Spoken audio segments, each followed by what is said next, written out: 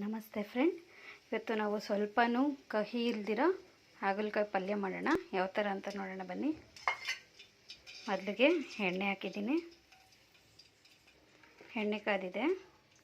ಈಗ ನಾವು ಕಟ್ ಮಾಡ್ಕೊಂಡು ಹಾಗಲಕಾಯಿ ಹಾಕ್ಕೊಳ್ಳೋಣ. ಇದು ಉಪ್ಪಲ್ಲಿ ತೊಳೆದು ಎತ್ತಿಟ್ಕೊಂಡಿರೋವಂಥದ್ದು ಹಾಗಲಕಾಯಿ. ಸ್ವಲ್ಪ ಹುರ್ಕೊಳ್ಳಿ.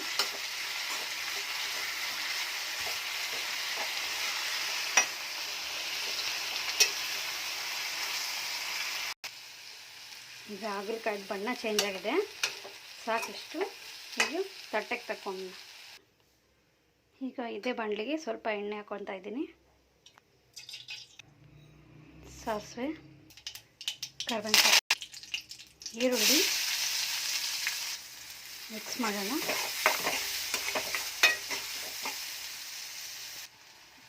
ಈಗ ಈರುಳ್ಳಿ ಕಲರ್ ಚೇಂಜ್ ಆಗಿದೆ, ಟೊಮೊಟೊ ಹಾಕ್ಕೊಡೋಣ. ಟೊಮೊಟೊ ಸಾಫ್ಟ್ ಆಗಿದೆ, ಇದಕ್ಕೆ ಹಾಗಲಕಾಯಿ ಹಾಕ್ಕೊಳ್ಳೋಣ.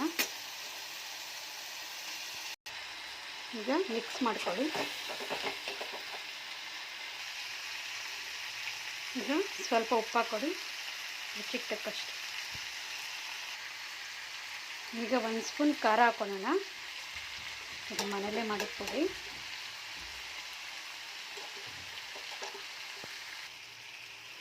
ಸ್ವಲ್ಪ ನೀರು ಹಾಕ್ಕೊಳ್ಳೋಣ, ಜಾಸ್ತಿ ಬೇಡ. ಒಂದು 2 ಸ್ಪೂನ್ ಹಾಕ್ಕೊಳ್ಳಿ.